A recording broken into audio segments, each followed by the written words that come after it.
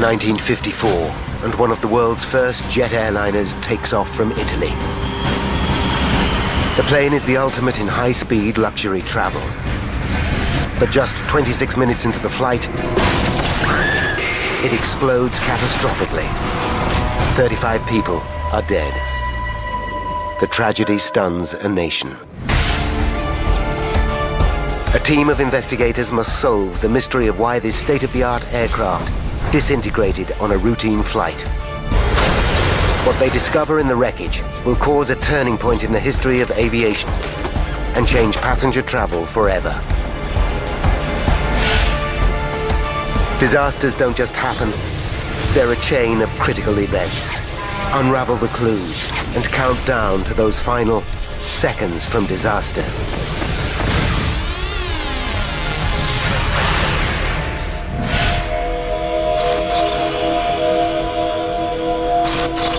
Europe, 1954. Throughout the continent, there is a growing sense of optimism. As the nightmare of World War II begins to fade, former enemies forge new links. There's a spirit of enterprise.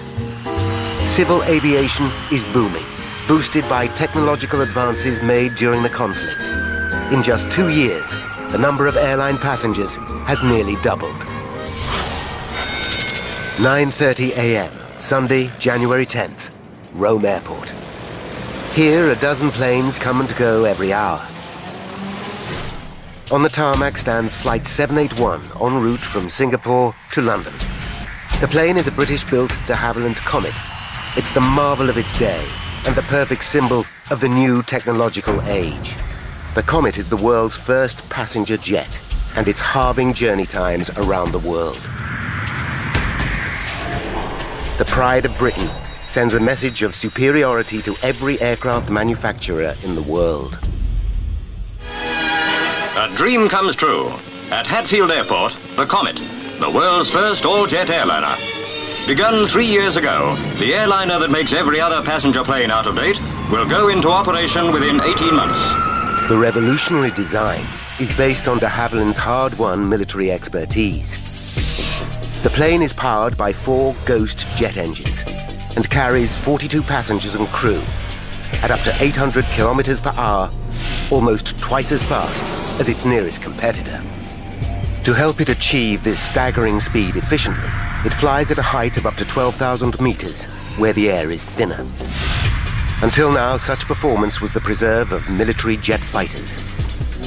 20 months after the launch, there are 17 of these aircraft in service. 9 are owned by the British Overseas Airways Corporation, or BOAC, and among them is Flight 781. 9:40 a.m. BOAC engineer Jerry Bull inspects the Comet's undercarriage. He checks for fuel leaks, tire damage, and marks on the airframe. He pays attention to the aircraft's high-tech, ultra-lightweight aluminium skin. It's extremely thin and vulnerable to damage. We're looking for this incidental damage. There was none as far as I can recall at that stage. So my own thought at the time was walking, oh, we got a clean aeroplane today. At 10 a.m., Bull completes his final checks. The flight crew join him. The captain is Alan Gibson. At 31, he's one of BOAC's youngest pilots. Captain Gibson was a man of very good ability, not a person who would panic about anything. He was, confident. In Rome Airport Terminal, members of the new jet set enjoy breakfast. Many are children returning to England for a new school term. They're excited about flying on the world's first passenger jet. Also on the flight is renowned BBC reporter Chester Wilmot. He's returning home after covering a tour of Australia by the recently crowned British Queen. Chester is a devoted family man with 3 children. He's especially close to his 10-year-old daughter Jane, who was born deaf. She is devoted to him, unaware that he's one of Britain's best-loved broadcasters. I did adore him. And I knew that he was busy, I knew he was on television, I knew he wrote books. But I don't think I even twigged how famous he was. He was just my dad. 10:05 a.m. and the last pieces of luggage are stored in the hold of Flight 781. The plane will be flying today with 29 passengers and 6 crew members on board. One of the passengers is 23-year-old Bernard Butler. Bernard is an electrical engineer who's been working in Bahrain to save money for his forthcoming wedding. His fiancée is Pat Knight. They've been engaged for 2 years and plan to marry in a fortnight. I'd made the bridesmaids' dresses. All the invitations had gone out. And we'd already received wedding presents. Everything was planned. Bernard is returning home with a surprise. He's picked out a dress for Pat to wear at their wedding. At 10:18 a.m., all pre-flight checks are complete. Captain Gibson signs to confirm that everything is in order. Captain Gibson seemed very relaxed, also looking forward to getting home. Flight 781 is just one of 5 BOAC services from Rome to London today. An older generation of slower propeller-driven airliners make up the other flights. At 10:19 a.m., a BOAC Argonaut, also bound for London, thunders down the runway. Captain Johnson is at the controls.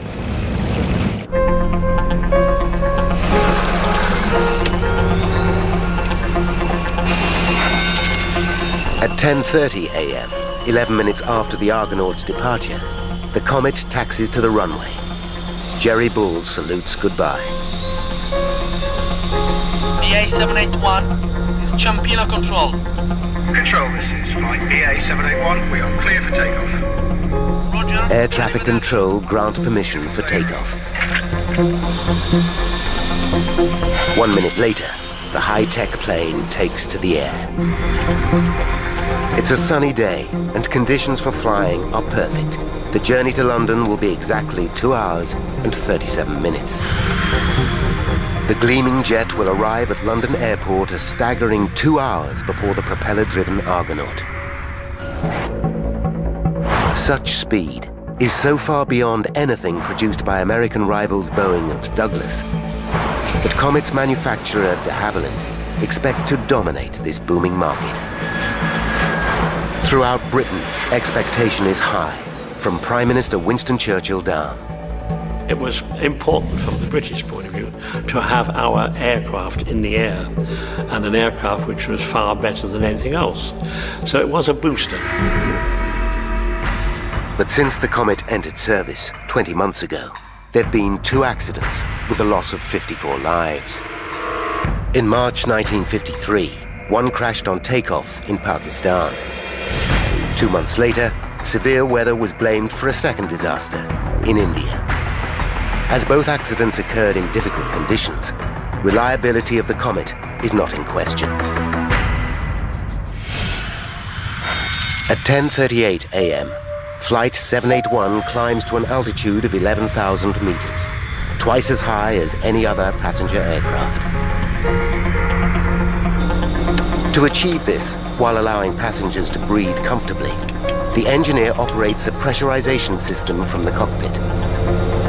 As the Comet rises, the air pressure inside the cabin is maintained at the equivalent altitude of 2,500 meters, a level easily tolerated by the human body. But for some passengers, adapting to this new sensation is difficult. Soon, though, they acclimatize and settle back into their seats for the flight. What they cannot know is that they will never make it to London.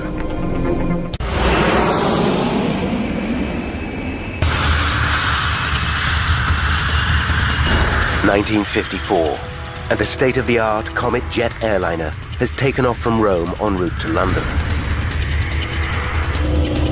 On board are 29 passengers and 6 crew. As Flight 781 climbs, Captain Gibson receives a message from Captain Johnson in the slower Argonaut that took off a few minutes earlier. Jig receiving. Each pilot uses the plane's call sign. How Jig for the Argonaut, Yoke Peter for the Comet. In due course, can you pass on height of cloud layer, please? Well, we're currently at 20,000 feet. And I'll let you know when we pass through. Roger, out. At 10:42 a.m., Captain Gibson contacts air traffic control. You're a beam of the Civitavecchia beacon flying at 23,000 feet. The plane will fly northwest over the Italian coastline, high above the Mediterranean Sea.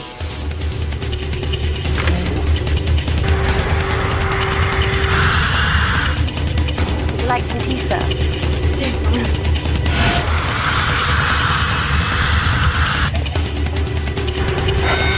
At 10:51 a.m., Captain Gibson again radios the Argonaut. George Howe Jig from George Yoke Peter. George Yoke Peter from George Howe Jig. George Howe Jig, did you get my message?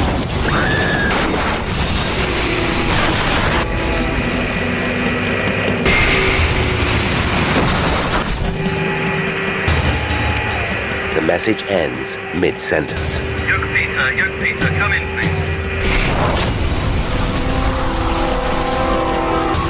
When Captain Johnson gets no response, he contacts Rome Airport. We've lost contact with BA 781. They just seem to have disappeared. Can you raise them? At 10:56 a.m., the airport controller tries to contact the Comet. Without success. They fear something is terribly wrong. 200 kilometers northwest, on the island of Elba, a group of Italian fishermen are repairing their nets. Among them is 33-year-old Luigi Papi. As they work, something extraordinary happens. I felt a break in the air, and then there was a bang, and I heard a sound like thunder, but it was not like any thunder I'd ever heard before.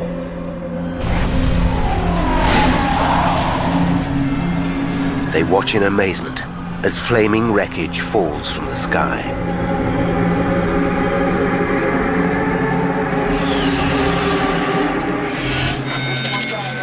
At 11:15 a.m., air traffic control receives word that a plane has crashed into the sea off the island of Elba. It confirms their worst fears. Jerry Bull hears the news. The senior engineer says, "Got some bad news, Jerry." And I look at him and he said, "The Comet's down." It's an emptiness. I don't know what else to say. You can't really describe it. It's just this numbness you get. And the next reaction, of course, is this something I didn't do? 12 p.m. Greenwich Mean Time. Chester Wilmot's family arrive at Heathrow Airport in West London to welcome the BBC reporter home. The day was sparkling. We arrived at the airport by 10 minutes before the flight. Pat Knight arrives with a friend after a 4-hour journey from Nottingham. She's looking forward to seeing Bernard again. It was 11 months since I'd seen Bernard, and I was very excited that he was coming home and I was going to see him. 1,200 kilometers away, a small flotilla of fishing boats heads off the coast of Elba towards the crash site. At first, we saw nothing. Then we saw a flock of seagulls which were pecking at something. So we headed straight for the seagulls. And that was where the plane had crashed.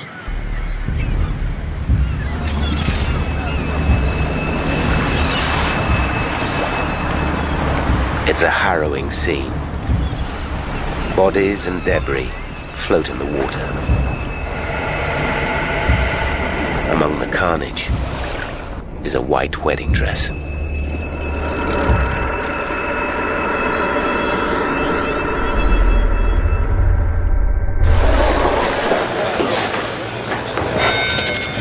(1:30 p.m.) Flight 781 is now over an hour late. Airport staff mark the plane as delayed. Jane Wilmot keeps a close eye on the arrivals board. Mother wanted to keep me busy. So she was sending me off to keep asking questions. Plane delayed, plane delayed. Jane suddenly notices that all reference to Flight 781 has been removed. She decides to ask at the BOAC desk. Excuse me. And I asked questions of why is it not there on the board? It's not on the list anymore. Why is it gone? I'm afraid I can't give you that information at the moment, dear. We can't tell you. Have you got someone with you? Go and get your mother. I'll be happy to speak with your mother. Edith Wilmot is taken to a side room. Her children wait outside. They still believe their father's plane is delayed. How this?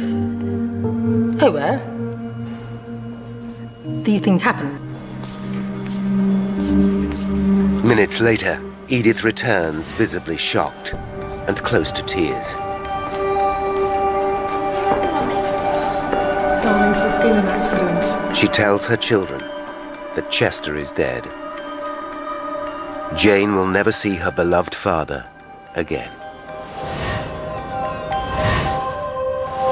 I just couldn't believe it was happening. But I was very upset because I knew he was coming home for my birthday. And I kept on saying to myself, it wasn't his fault. He wasn't the pilot.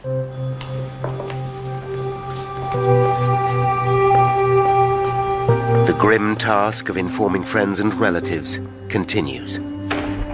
Patricia Knight can scarcely believe what she hears. We were told it had come down. They didn't know whether there were bodies found or not. And there was nothing we could do. In an instant, Pat's hopes for the future are destroyed.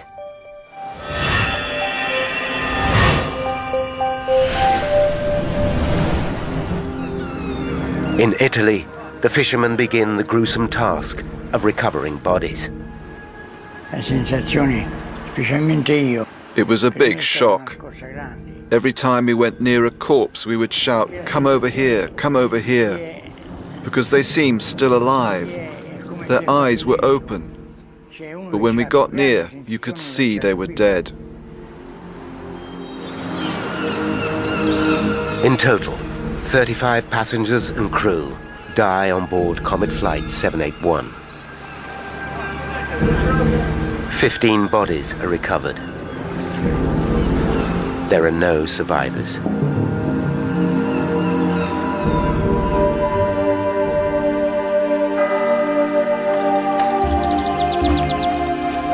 The dead are carried to a small chapel in Port Azzurro.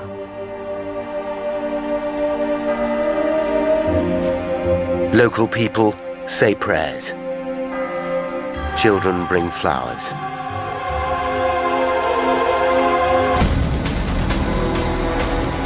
The horrific crash is headline news around the world. The question on everybody's lips is how could the most advanced airliner in aviation history just fall out of the sky? Was it a tragic accident or something more sinister?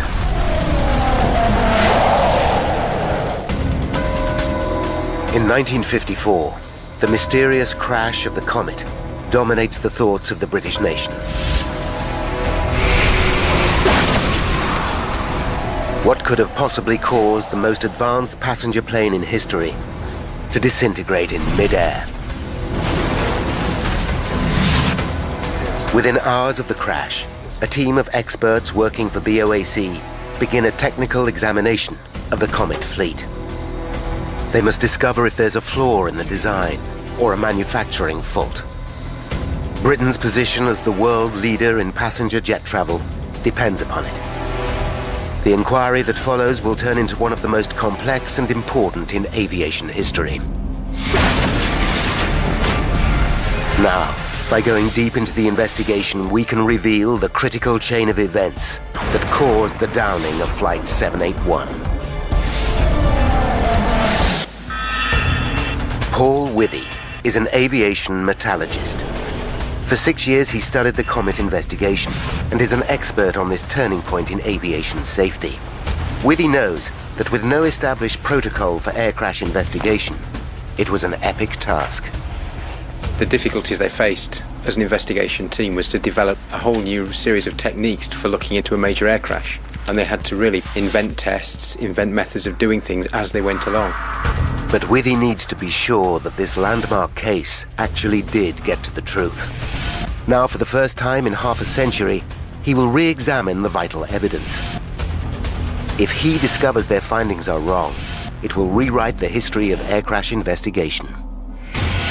From the beginning, the inquiry team are faced with an enormous challenge. In 1954, the investigation team had no black boxes. They had no flight data recorders. They had no way of understanding what was going on in the plane at the time of the accident. Their best clue, the aircraft itself, lies at the bottom of the Mediterranean Sea. Without the remains of the plane, the team know they must unravel the mystery with the flimsiest of evidence. With little to go on, the press speculate that sabotage might be the cause of the crash. These are the early years of the Cold War, and there are fears that subversive communists may be responsible. Sabotage, a bomb. I mean, that came up fairly rapidly, you know, it has to be. How did it happen? A bomb could have been hidden on board while the plane was taking on extra baggage. It's only a theory, but if true, it would at least eliminate doubts about the safety of the Comet itself. With the pride and prosperity of a nation riding on the Comet's success, a close eye is kept on the investigation from the very top. Winston Churchill himself. If saboteurs are responsible, the investigators know they must come up with hard evidence. They know that Flight 781 would have been flying at around 11,000 meters when something caused it to break up and fall from the sky. The Italian fishermen provide a few clues. I saw a huge ball of fire rotating and plunging into the sea. It left a huge cloud of smoke. Captain Johnson, pilot of the Argonaut, deepens the mystery. The radio went dead in mid-sentence. Everything just cut out instantly. But it's the victims themselves that provide the biggest mystery. Within hours of the crash, Italian pathologist Dr. Antoni Fornari examines the bodies. Despite Fornari's considerable experience, he finds a pattern of injuries he has never seen before.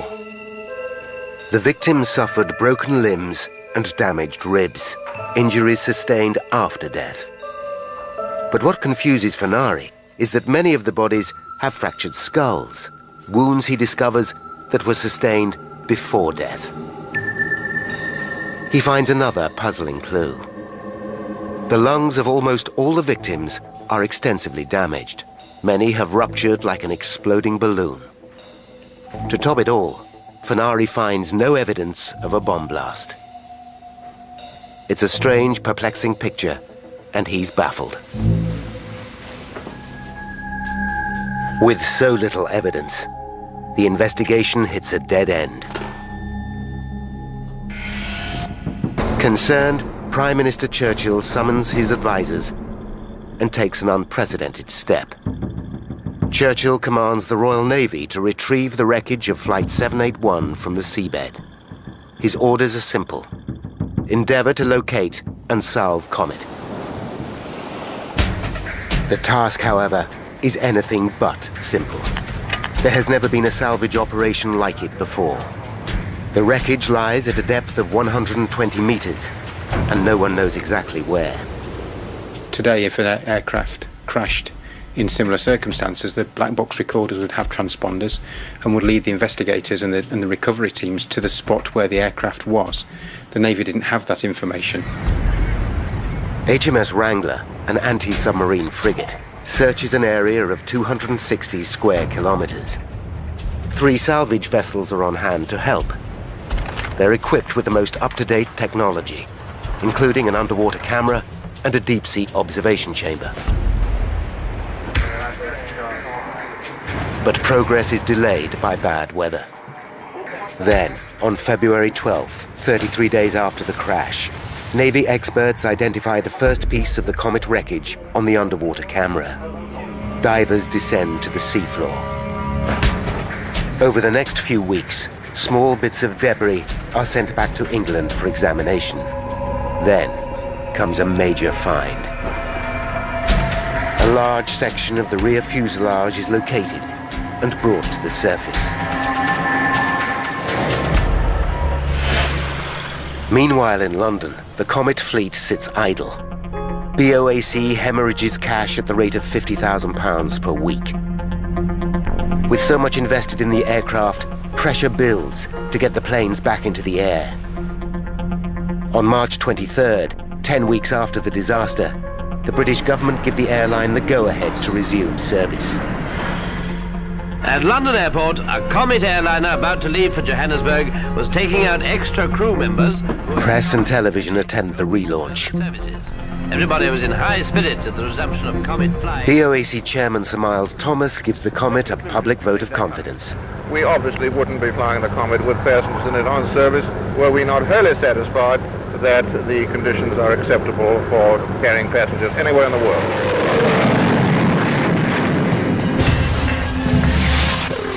Wreckage from Flight 781 arrives in England piece by piece. Investigators identify and mark every fragment. In a hangar, carpenters build a wooden frame of the Comet aircraft. As the wreckage accumulates, they wire each piece onto this skeleton. Now, with the entire Comet fleet back in service, it's more important than ever to find the cause of the crash. The lives of hundreds of passengers depend on it.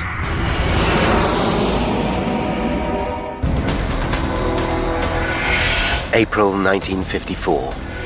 While investigators urgently look for clues into the crash of Comet Flight 781, the British government give BOAC the go-ahead to relaunch their Comet fleet.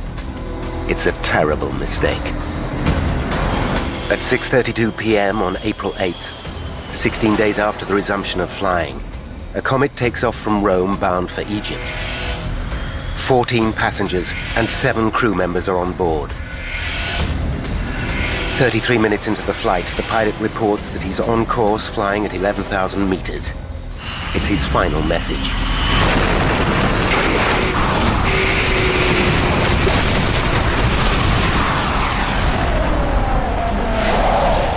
A further 21 people are dead. The news sends shockwaves around the world. Barely a fortnight after reassuring the public the Comet is safe to fly, BOAC's chairman publicly admits that he was wrong. Obviously, we cannot continue to carry the public in Comets until this disaster is fully explained. Similarities between the two accidents are uncanny. Both planes were refueled and checked at Rome by the same engineers, including Jerry Bull. You just can't accept that an aeroplane like this, again, it's gone down the same way and you've lost these people again. Both aircraft were flying at an altitude of around 10,000 meters. Both crashed into the sea shortly afterwards. It seems there must be a flaw in the aircraft itself. Again, the British Navy looks for evidence. They recover 5 bodies, along with a few personal effects. Churchill acts decisively. He appoints the Royal Aircraft Establishment, Britain's leading aeronautical research centre, to investigate. Heading the inquiry will be Sir Arnold Hall. Hall has an impressive reputation. He's a Cambridge scholar and one of the outstanding scientists of his generation. Sir Arnold Hall is a brilliant scientist, and he was one of those people who would let the facts speak for themselves and would make judgments based on fact, not on opinion. Churchill instructs Hall. The cost of solving the Comet mystery must be reckoned neither in money nor in manpower. But even for a man as qualified as Hall, it's going to be a tall order. The second plane to crash rests under 1,000 meters of water and is impossible to retrieve. The hope is that if they can establish the cause of Flight 781's crash, it will explain why the second aircraft went down.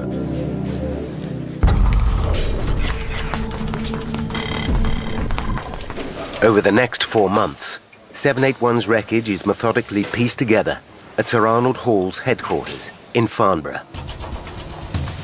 It's groundbreaking work.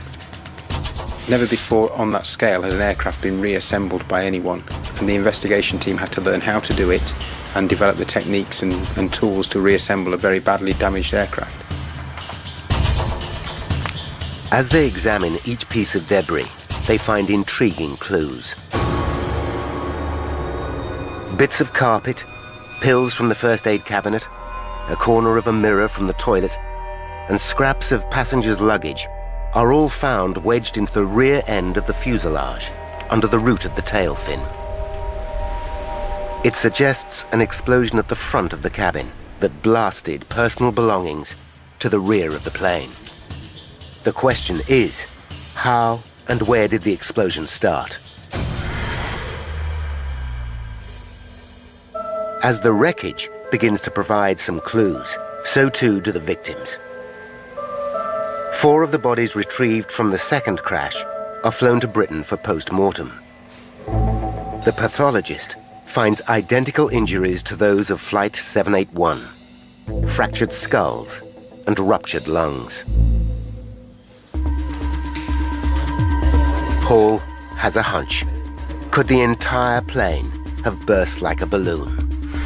After all, the pressurized cabin designed to keep passengers comfortable would mean that the aluminium skin of the Comet is highly stressed. Any structural failure, and it might simply explode of its own accord. Such a violent decompression, as it's called, has never happened on a passenger plane before, but Hall and his team believe this could explain the terrible injuries. To test the theory, they stage a pioneering experiment.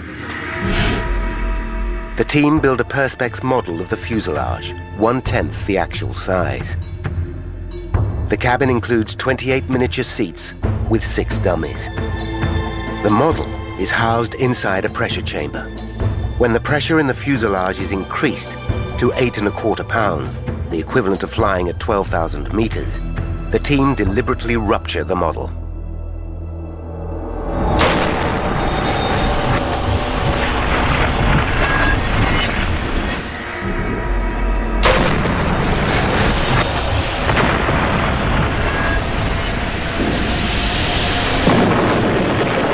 A high-speed camera captures the results. The rapidly escaping air causes a tremendous release of energy. Seats tear apart and fly through the air. The dummies catapult vertically and smash their heads on the cabin roof. It's a graphic demonstration of a phenomenon experts like Paul Withy understand only too well. The pressure cabin exploding is the same as a 500-pound bomb going off inside the cabin. The experiment appears to explain how the victims of both flights sustained such horrifying head injuries. Not only that, the sudden change in pressure would cause the air inside the victims to expand rapidly, rupturing their lungs instantly.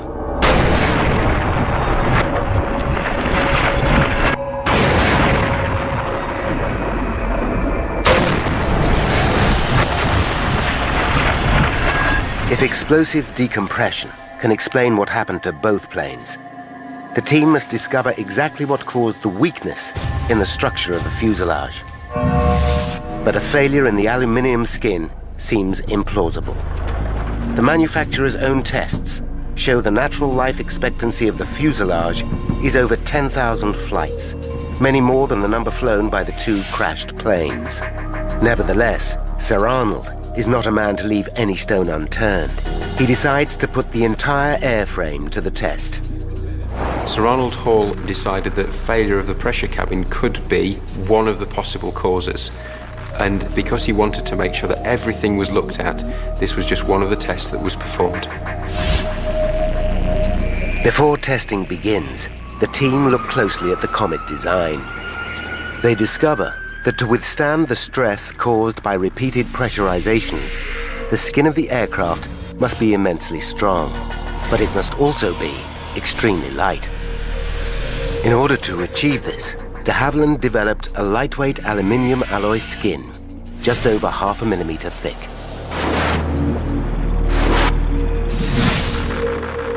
The Comet's skin thickness was as thin as the designers dared go to withstand the cabin pressurization, and it was fixed by how little they thought they could get away with. Sir Arnold devises a test to assess the strength of the plane's fuselage. The experiment is on a completely different scale to anything they have attempted before. It requires the construction of a massive water tank, measuring 34 meters long by 7 meters wide and 5 meters deep. Working non-stop, it takes a team of engineers 6 weeks to complete. The team at the Royal Aircraft Establishment are working really hard. They're working 24 hours a day, they're working shifts, they're sleeping on site. They are a very dedicated team. By May 29th, it's ready. The engines and cabin upholstery of a Comet are stripped out. The empty plane is gently maneuvered into the water tank, with the wings protruding on either side. Hydraulic rams move the wings up and down to simulate flight conditions. Engineers fill the tank and the plane with water. When they are both full, they force more water into the plane, pressurizing it as if it were flying. After 5 minutes, engineers reduce the pressure. Each test puts the same amount of strain into the aircraft as a single flight at 12,000 meters. Sir Arnold plans to test the fuselage to destruction. It could take up to 5 months. The experiment runs 24/7. Using 1950s technology, it's a grueling task. Today we wouldn't do a water tank test. We'd actually use computer modelling and computer simulation to understand how the aircraft would behave. As the tests continue, there are other lines of inquiry. In mid-June, 5 months after the crash of Flight 781, the team assembled 2/3 of the fuselage onto the wooden frame. Half a wing lies on the floor. It's now clear from the tears in the metal that the aircraft has indeed decompressed violently and blown apart at the seams. By following the fractures back to where they started, they think the initial failure was probably at the front of the fuselage, somewhere between the cabin and the cockpit. It seems as if the tail and rear fuselage then came away from the main cabin. The rear wing structure followed, and then the outer wingtips. The cockpit broke away as the plane plummeted to Earth, and finally fuel from the wings set the debris ablaze. But the exact cause of this tragedy is still a mystery. Then, on June 24th, Sir Arnold Hall gets a call that changes everything. The team running the water tank test has had a major breakthrough.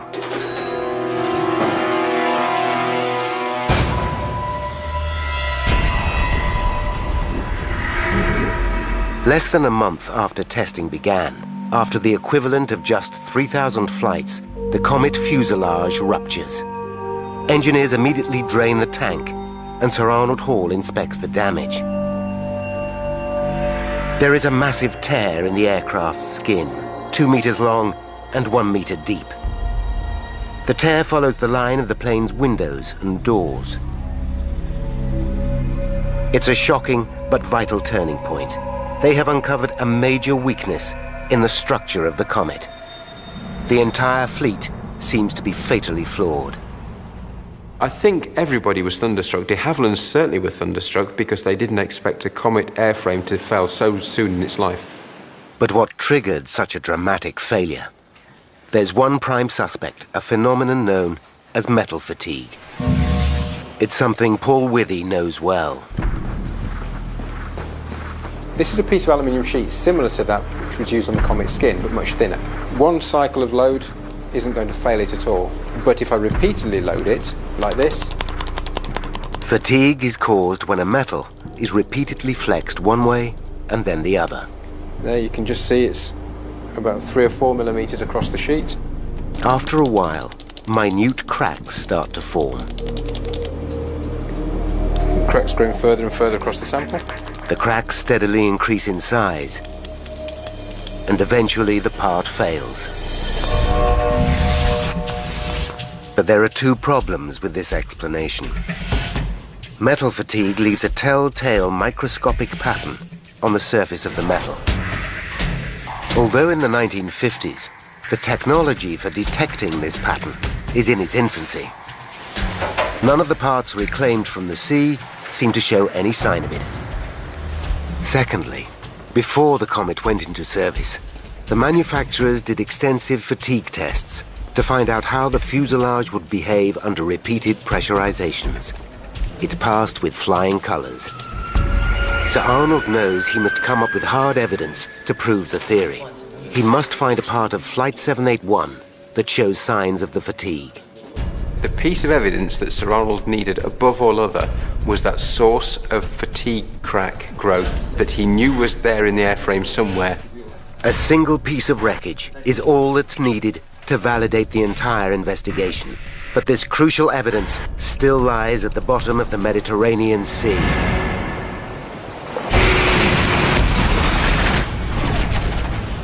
It's 1954, and investigator Sir Arnold Hall believes that the cause of the two Comet crashes is a rupture in the plane's lightweight skin.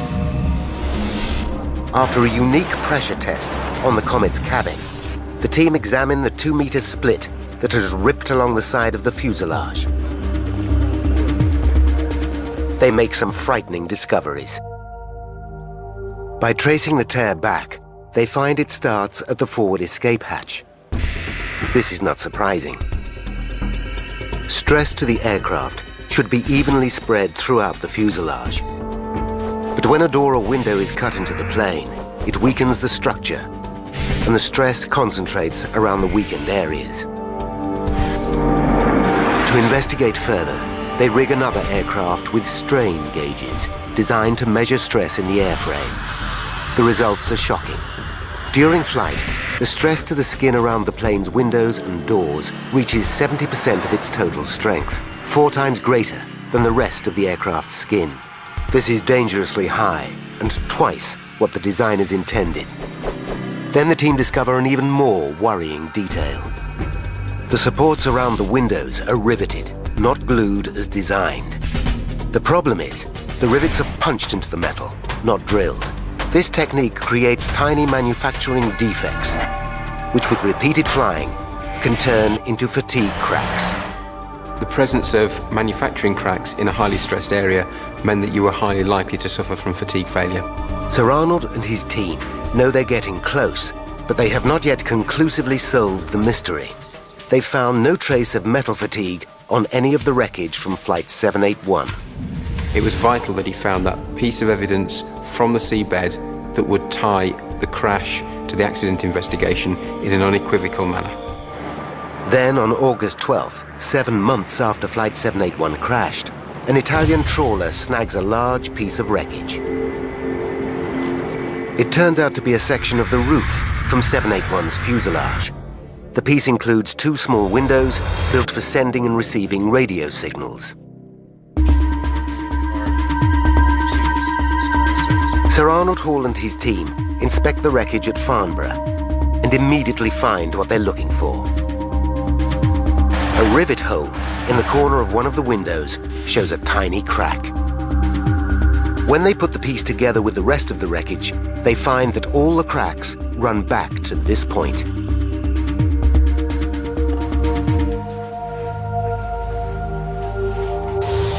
They have their missing clue. The future of the Comet, the world's first passenger jet airliner, hangs upon the outcome of a court of inquiry being held at Church House. On Tuesday, October 19th, after 6 months of grueling work, Sir Arnold Hall presents his findings to a court of inquiry. But one detail fascinates Withy. In 1954, the techniques for analyzing metal fatigue were crude. The final piece of wreckage was examined with an ordinary microscope, and the team relied on experience to make their conclusion. Today, London's Science Museum safeguards the crucial piece of wreckage. Paul Withy goes to see the historic item for himself. No one has ever used modern methods to re-examine the evidence. Using 21st century know-how, Withy wants to look again at the wreckage and check that Sir Arnold got it right. In order to preserve the damaged section, it has been mounted onto a plate. Running from a rivet hole is the crack which, it's believed, started the catastrophe. To examine the damage in more detail, Withy makes an impression of the crucial area using a silicon-based putty.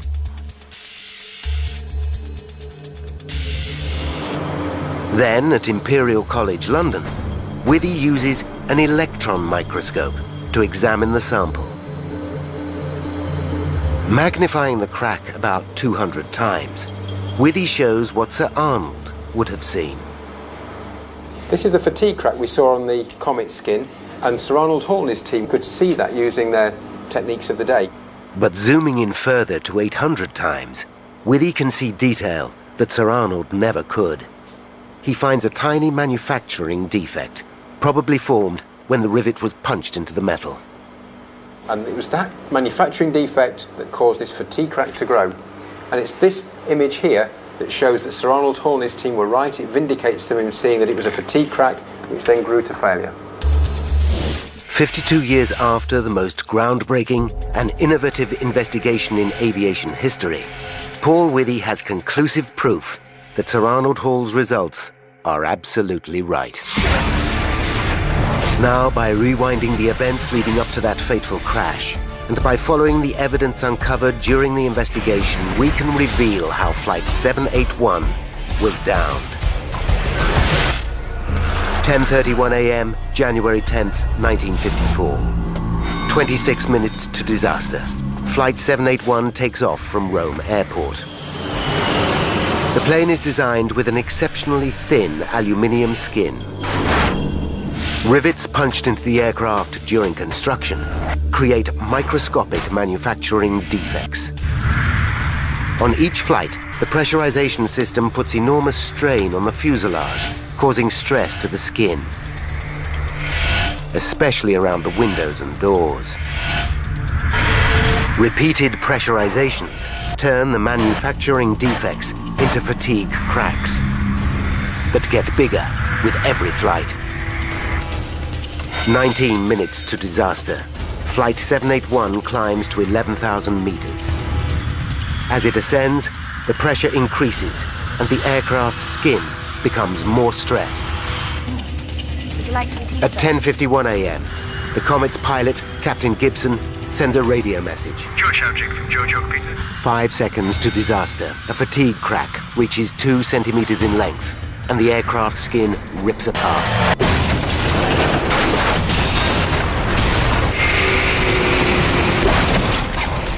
At 10:57 a.m., the shattered pieces of Flight 781 fall from the sky. 35 people are dead.